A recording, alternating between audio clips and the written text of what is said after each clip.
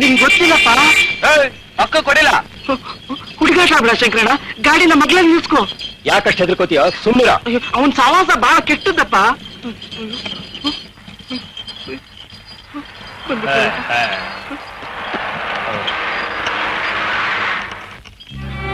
ರಾಜಣ್ಣನ ಮಗ ಶಂಕರ.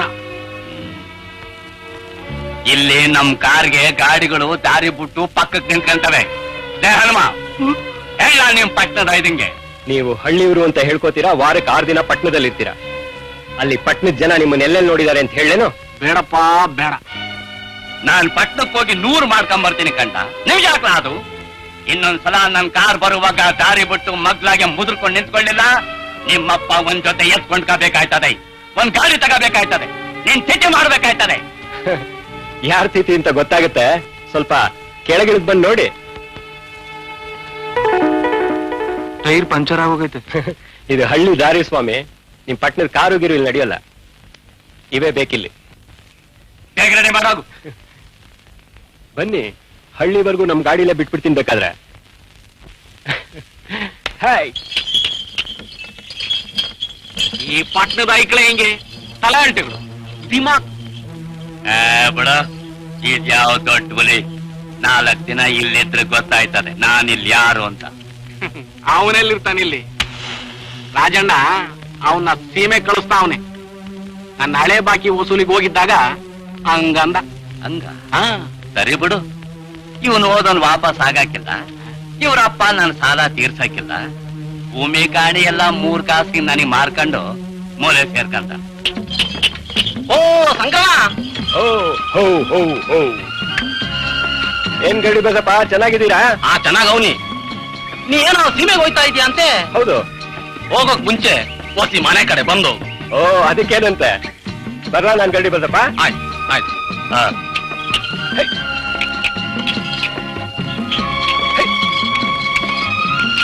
ಸಂಕ್ರಣ ಹೊಸಿ ಗಾಡಿ ಬೇಬೆ ಹೊಡಿಯಪ್ಪ, ಹೊಟ್ಟೆ ಚುರುಗುಟ್ಟದೈತೆ. 3 ಹೊತ್ತು ಅದೇ ಗೋಳು. ಬರಲು ಚೆನ್ನಾಗಿದ್ಯಾ ಶಂಕರ? ಓ, ಚೆನ್ನಾಗಿದ್ದೀನಿ. ಆಮೇಲೆ ಮನೆ ಕಡೆ ಬಂದೋಗು. ನೀ ಅಲ್ಲಲ್ಲೇ ನಿಲ್ಸ್ಕೊಂಡು ಹೋದ್ರೆ ನಾವು ಮನೆ ಸೇರ್ದಂಗೆನೆ. ಶಂಕರ, ಏನ್ ಅಂಗಡಿ ರಾಮಯ್ಯ, ಹೇಗಿದ್ದೀರಾ? ಪರವಾಗಿಲ್ಲ, ಚಂದಾಗಿವ್ನಿ. ಬಿಡುವಾದಾಗ ಈ ಅಂಗಡಿ ಕಡೆ ಬಂದೋಗಪ್ಪ. ಹಾಗೆ ಆಗ್ಲಿ, ಬರ್ತೀನಿ. ಸರಿ.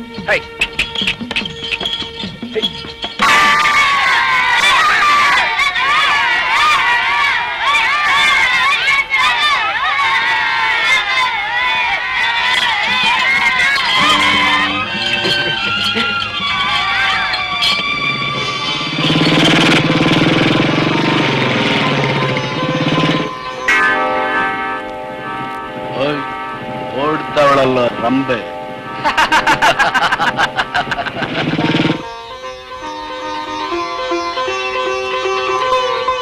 ಶಂಕರ ಬಂದಿದ್ದಾನೆ. ಶಂಕರ?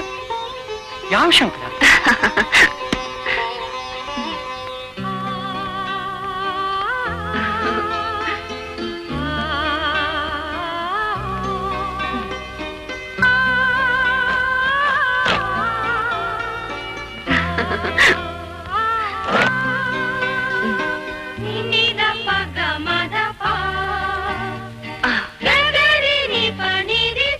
ಅದು ಯಾವ ಶಂಕರ ಸುಮ?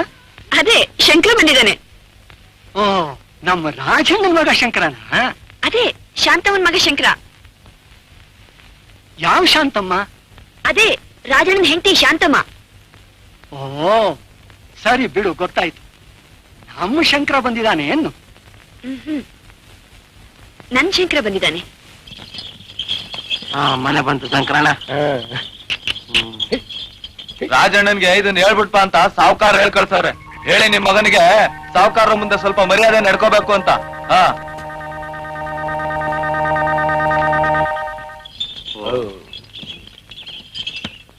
ಮದ ಬಂದಾಗ್ಲೇ ಎಲ್ಲ ಹೇಳ್ಬಿಟ್ಟವನೆ.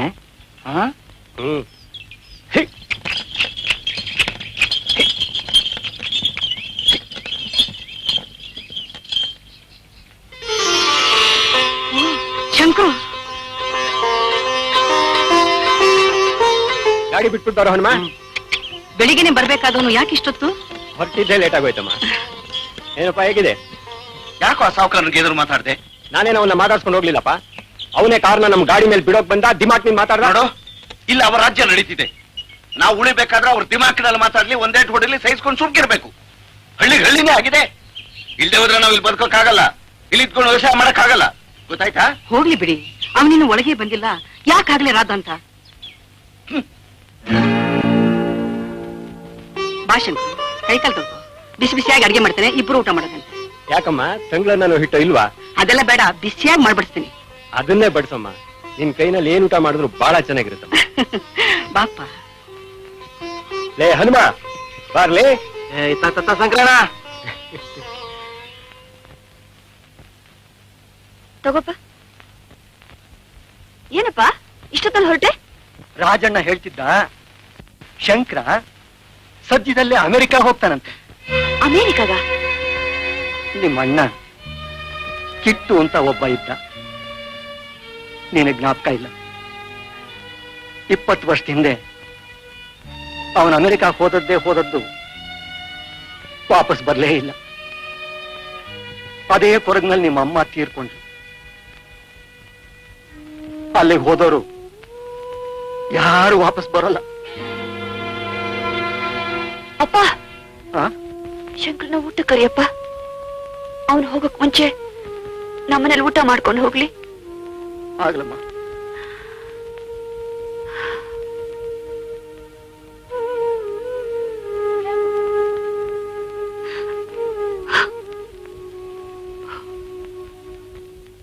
ಅಲ್ಲಿಗೆ ಯಾಕೋ ಹೋಗ್ಬೇಕು?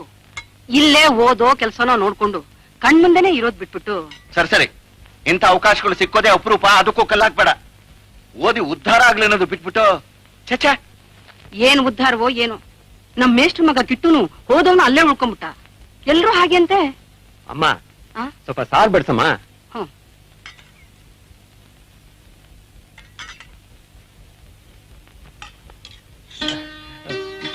ನಮಸ್ಕಾರ ಸರ್. ಹೇಗಿದೆಯಾ ಶಂಕರ? ಚೆನ್ನಾಗಿದ್ದೀನಿ ಸರ್. ಏನ್ ವೆಂಕಟಯ್ಯ ಇಷ್ಟು ದೂರ? ಶಂಕರ ಬಂದಿದ್ದಾನೆ ಅಂತ ಗೊತ್ತಾಯ್ತು, ನೋಡ್ಕೊಂಡು ಹೋಗೋಣ ಅಂತ ಬಂದೆ. ನಾನೇ ಆಮೇಲೆ ಬಂದು ನಿಮ್ಮನ್ನ ನೋಡ್ಕೊಂಡು ಹೋಗೋಣ ಅಂತಿದ್ದೆ ಸರ್. ಮೈಲಿ ಸರಿ ಇರ್ಲಿಲ್ವಲ್ಲ, ಈಗ ಹೇಗಿದ್ದಾಳೆ? ಯಾರು? ನಿನ್ ಮಗಳು ಸುಮಾ. ಅವಳಿಗೇನು ಪಕ್ಕದಷ್ಟಾಗಿದ್ದಾಳೆ. ಅಮ್ಮ ಮಜ್ಜಿಗೆ.